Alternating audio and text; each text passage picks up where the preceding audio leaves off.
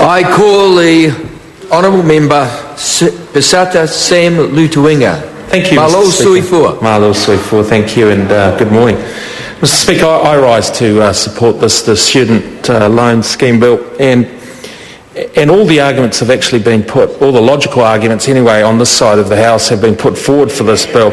And it is about reforming the tax system to bring it up to modern times, and it's about delivering certainty for taxpayers that they have the relevant information before them. It's about allowing them to interact directly with the Inland Revenue Service or Department at any time with speed of access, and that is primarily, sir, online. And it's providing for our taxpayers good value for money in terms of how we go about receiving student loan payments. And in doing so, sir, it's about building trust and integrity in our tax system, allowing us to get higher levels of compliance, higher levels of repayments, particularly where loans are interest-free. And it's about bringing about change that is beneficial to all New Zealanders. Sir, it's about the costs of administration, bringing those down. It's about speeding up our loan repayments.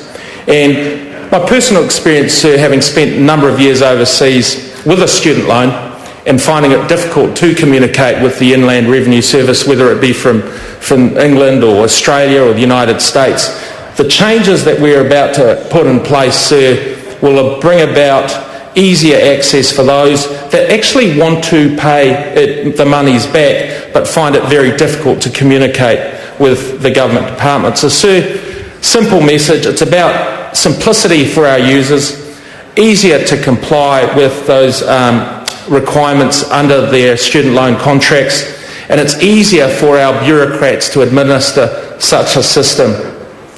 So before I conclude, I just want to raise one point about what student loans are. And there seems to be some uncertainty from across the benches there as to why it is an asset.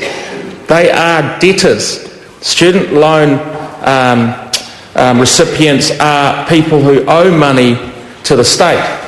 And that is why they're an asset, and that's why, as any part of any prudent organisation, in order to facilitate the repayment of debts, it's inherent on us as a government to put in place systems that will facilitate that in a more effective and a more efficient way. So that's why we're bringing about these changes, sir. It was a pleasure to sit on the committee. Thank you to those officials that participated in the process, the submitters, but also fellow committee members. I finally just salute the Minister for the changes that he's brought in place around this area.